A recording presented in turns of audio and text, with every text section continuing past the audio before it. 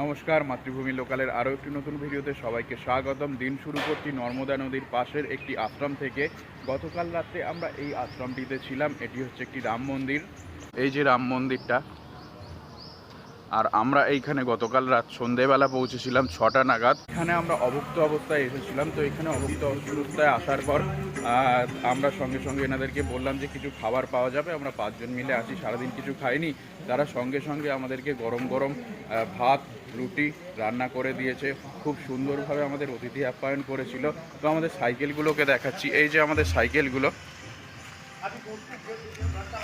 আর আমরা ভাবছিলাম যে এখানেই টেন্টটা খাটিয়ে থাকবো, কিন্তু আমরা এখানে টেন্ট খাটিয়ে থাকিনি। আমাদেরকে এই ঘরটা দিয়েছিল থাকার জন্য। এখন আমরা রেডি হয়ে গেছি।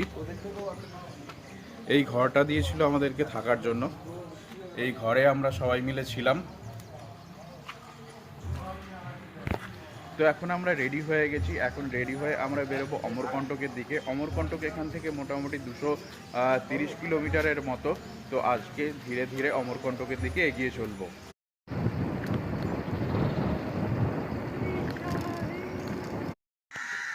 নর্মদা পরিক্রমণের পথে এরকম বহু ছোট ছোট আশ্রম পাওয়া যায়। আজকে আমরা মাত্র 7 কিলোমিটার সাইকেল চালিয়ে এসেছি। তো এখানে এনারা দেখলেন, দাঁড় করালেন, আমাদেরকে চা খাওয়ালেন এবং এখানে যে সকালবেলা যে প্রসাদ তৈরি হয়েছে সেটা আমাদেরকে খেয়ে যাওয়ার অনুরোধ করলেন। তো এরকম পথ চলতে চলতে 2 কিলোমিটার, 4 কিলোমিটার, 5 কিলোমিটার অন্তর অন্তর একটি করে আশ্রম পাবেন। এই যে যিনি আছেন, ইনি নিজের রোজগারের টাকা থেকে এই সেবা দেন নর্মদা পরিক্রমণকারীদের। সকালের খাওয়া দিচ্ছেন রুটি এবং তরকারি। এই বাড়িতেই থাকেন এবং বাড়িটাকেই একটি সেবাশ্রম তৈরি করেছেন। দাদা একা হলে হয়তো ভয়তে আর কোনো করতাম। কেমন লাগছে জঙ্গলে? एक्सपीरियंस, सब कुछ एक्सपीरियंस। अभी रास्ते से चलते चलते देख रहे हैं 7:30 बज गए हैं। रास्ते पे पूरा अंधेरा है। तो एक भैया मिले थे, वो उनका बाड़ी है, घर है शेरपुर में, उधर जाने के लिए बोला है। लेकिन अभी भी 12 किलोमीटर बाकी है, पूरा रास्ता अंधेरा। अभी थोड़ा डिसीजन लेने में दिक्कत हो रहा है, क्या करूँ क्या ना करूँ। रास्ते में इतना गाड़ी आ रहा है और आप पे आप है और चला नहीं जा रहा है।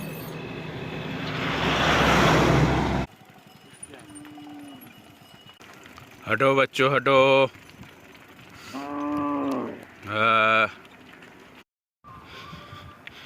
এই রকম পথ দিয়ে নর্মদা পরিক্রমা হয়। কখনো পাহাড়, খানিকটা সমতল, খানিকটা নদী গর্ভের উপর দিয়ে বাসীরা পরিক্রমণ করেন।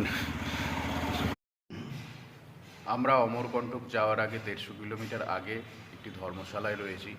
তো এখানে দুদিন ধরে আমাদের যিনি আদর আপ্যায়ন করে রেখেছেন গোবিন্দার থেকে নর্মদা পরিক্রমা সম্পর্কে 2-4টি কথা শুনে নেব। जी नर्मदे हर, मैं गोविंद झारिया, शाहपुरा जिला डिंडौरी, मध्य प्रदेश से हूँ। विश्व में कहीं भी किसी भी नदी की परिक्रमा नहीं होती। सिर्फ एक विश्व की एकमात्र नदी है, वो है मां नर्मदा है। और यह परिक्रमा लगभग 3200 किलोमीटर की है। जो व्यक्ति अपने जीवन काल में इस मां नर्मदा की परिक्रमा एक बार कर लेता है, उसके जन्म जन्मांतर के पाप नष्ट हो जाते हैं। और सही आध्यात्मिक परिक्रमा जो एक सिखाती है कि मनुष्य को अपने जीवन काल में किस तरीके से रहना चाहिए, इस भौतिकवादी सुख सुविधा के रहते हुए जो कभी किसी को न जानता हो और उसकी सेवा के लिए आतुर रहता है। মধ্যপ্রদেশের যে ভাগটায় আমরা আছি সেই ভাগে কিন্তু একটু জলের প্রবলেম আছে। কারণ এখানটায় জল সব জায়গায় পানীয় জল পাওয়া যায় না। দেখতে পাচ্ছেন একজন মহিলা কত কটা করে বালতি নিয়ে এসছে। সারা দিনের জল এরকম করে তারা সংগ্রহ করে রাখেন। আমরা এর আগে যত কটা রাজ্য দেখেছি তার মধ্যে সবচেয়ে সুখা রাজ্য মনে হয়েছে ঝাড়খণ্ড এবং উত্তরপ্রদেশকে। তো মধ্যপ্রদেশ কিন্তু পার্বত্য অঞ্চল হলেও সেরকম নয়। এখানে যথেষ্ট চাষবাস হয়। তার কারণ আমরা যতটুকু রাস্তা পরিক্রমণ করে এলাম, প্রত্যেক জায়গায় এরকম এই যে পাহাড়ের ঢাল আছে, দেখতে পাচ্ছেন এখানে চাষবাস হয়েছে। তো এই রকম চাষবাস কিন্তু প্রত্যেকটা জায়গাতেই দেখতে পাচ্ছি। প্রচুর সবুজে সবুজ দেখতে পাচ্ছি। মধ্যপ্রদেশের নর্মদা পরিক্রমা যাওয়ার পথে যেসব বিশ্রাম স্থলগুলো দেখতে পাবেন যাত্রীদের জন্য তৈরি থাকে, সেগুলো কিন্তু সবকটি এরকম পরিষ্কার পরিচ্ছন্ন দেখতে পাচ্ছেন, যথেষ্ট পরিষ্কার রয়েছে। আর আসার পথে যত কটা আমরা দেখেছি সবকটাকেই পরিষ্কার পরিচ্ছন্নই দেখেছি। গ্রাম্য জীবনের চিত্র দেখাচ্ছি আপনাদের। এই হচ্ছে গিয়ে এনারা বসবাস করেন। এই যে দেখতে পাচ্ছেন জল নিচ্ছে সবাই।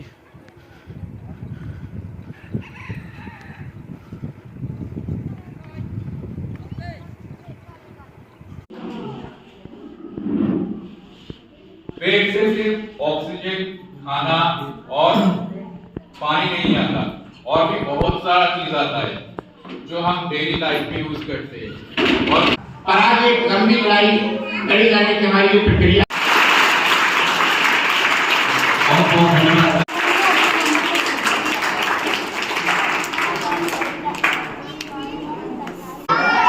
Bye, good bye.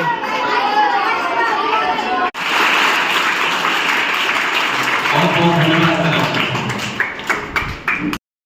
लड़की है ना, साथ में लेके चलना पड़ेगा।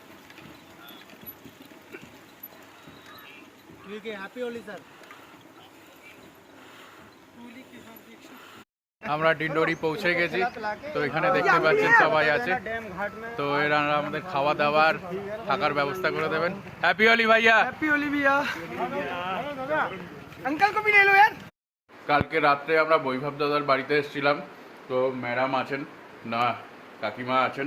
কাকিমা আমাদের অত্যন্ত যত্ন করেছেন, যা রাত্রে খাবার দাবার ব্যবস্থা করে দিয়েছেন, এখানে থাকার ব্যবস্থা করেছেন।